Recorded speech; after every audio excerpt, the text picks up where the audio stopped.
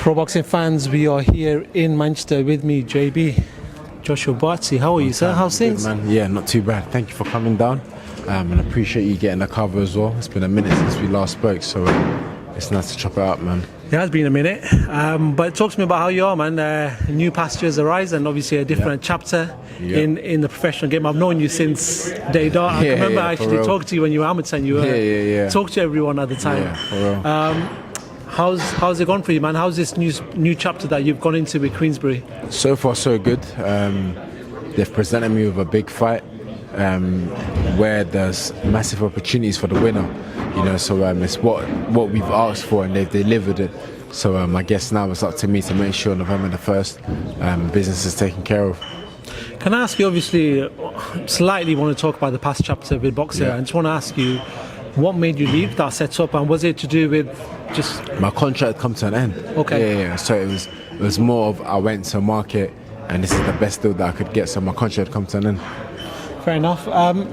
With yourself, obviously, we see that there's going to be already Vidal Riley's put on that he's leaving boxer as well. Do you see like? Do you feel like a lot of fighters are going to be leaving that with possibly the change of broadcaster? I mean, some fighters have left, but some fighters are still there. Do you know what I mean? So I'm not too sure what boxer's next move is, but I know boxer being boxer, they'll come up with something that will keep people. You know, I'm sure there's still people that want to promote. So I'm convinced they'll find something good and make it available for people. So yeah, I'm not, you know, I'm sure they'll do something. Everything all right with you guys on boxer? You know, obviously it's always a bit funny when not funny, but when a fighter does leave one promotion to leave another. Is everything? I'll be honest. I text Ben the other day and I said, "Congrats on the BBC deal," and he said, "Thanks, bro." That was it, you know. So I'm not personal with things at all.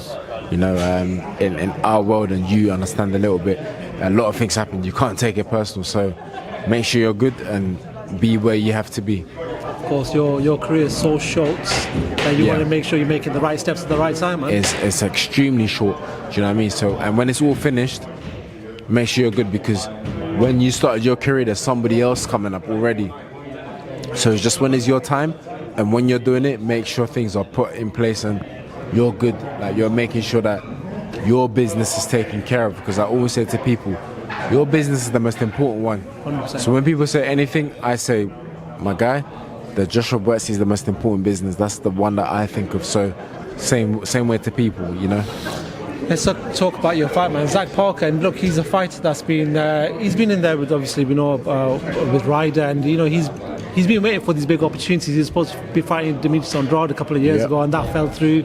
So it feels like he's been waiting in the wings for this opportunity. Do you feel like he's that hungry fighter, you know, waiting to pounce, and you need to make sure that whilst the carrot's dangling for big fights, that you take care of this on November the 1st? Absolutely. And talk about the carrots being dangled, I'm not even thinking about that, because you know, in the game that we're in, you got to get this one out of the way. So this is the only one that matters. So once I get that out of the way, anything else can be spoken about. But mainly now, yes, as Parker, as a fighter that I know was in a good position and in a good place. Then I think he lost to Ryder due to injuries or something like that. So I know he's a dangerous guy, a guy that's hungry. So I have to prepare to fight someone like that, you know. So I'm going to States tomorrow to prepare for, you know, a challenge November the 1st. How are you finding that life still? You know, we know you moved out working with Virgil Hunter quite a few years ago. Yeah. Just normal for you now, normal routine for you now? It's normal now. It's still nice and gives me that break that I want to be away from, you know, the challenges of London. Yeah, being in London and England can be challenging at times. So it's nice when I can get away, wake up, you just go to the gym, you drive slowly home because you ain't rushing them to do nothing anyways. Do you know what I mean? So it's, yeah, that bit is nice. That bit is nice. Yes, I want to ask you actually, before I talk about potential opponents in the future, there's a few cards in Africa that's been popping up. Obviously Ghana just recently with Andycon Promotions. Another one that they just announced. Nigeria, man. That's must be good to see, like good level of boxing going back home. It's good to see that, honestly, and there's actually good fighters that are actually doing this. So that's actually amazing to see. Happy there was one in Ghana a few months ago. Happy there's one in Nigeria, I think next month or 2 months. I'm not sure when, but I saw an advert for it yesterday. So I'm happy to see that. Happy to see that that part of the world is getting some attention and people are actually planning to do things in that part of the world. Do you want to talk about Yarde, man? Anthony, every time I speak to Anthony Yarde and vice versa, your names get mentioned. It's been 3-4 years, even more in the running that we've been wanting that fight. Hopefully it happens now. But him and Benavidez, man, that's a big fight in November. How does that play out in your eyes? Well, two styles that have both said it's going to be a shootout, and that's all I can say about it. And if they both said it, then we're in for a good fight. And regardless of the outcome, is that the fight you still want? Is Anthony Yarde fight? Or you're not wasting the energy and hopefully the outcomes in? I think now it will be easier to make now that we're with the same promoter, so it should be easier to make. Another guy doing the rounds in UK boxing on the heavyweight division is Moses Itauma. Man, talk to me about him. Tyson Fury is saying, listen, boxing is a young man's game, and this guy's going to wreck all the old men in the division. Yeah. Do you feel like that is the case with Moses? Yeah, man. His talent, you can't deny it. His fight against Whyte was very impressive. Just how it was done, very impressive.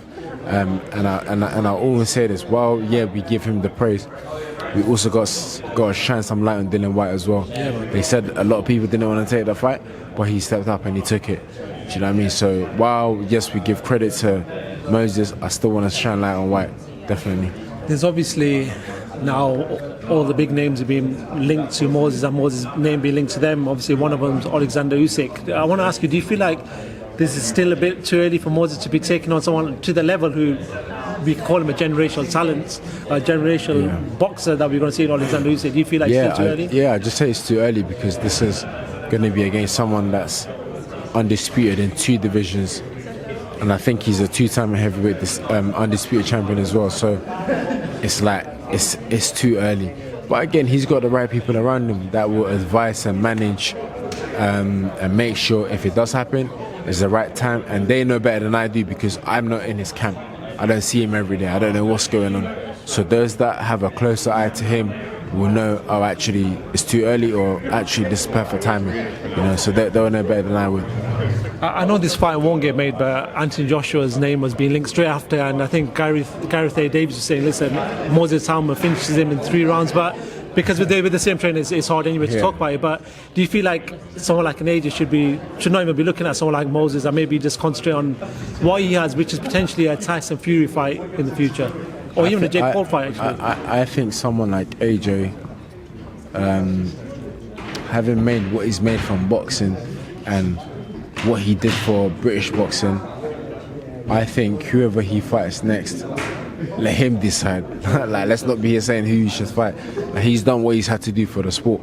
Do you know what I mean? And I think whatever move he makes, and I always make this joke to people, you can all chat rubbish about AJ, but the minute he says, guys, I'm fighting this weekend at the O2, best believe everyone's going to it. So that's the reality of it. The reality with AJ is people like myself and a lot of people who are going to boxing 10 years ago, but because of the build-up and the hype that AJ brought to boxing, a lot of people started to watch boxing, and it gave a lot of opportunities to people. So look, you're not going to hear me sort of say anything about AJ, but he is a talking point. He is a lot of people still want to see him fight.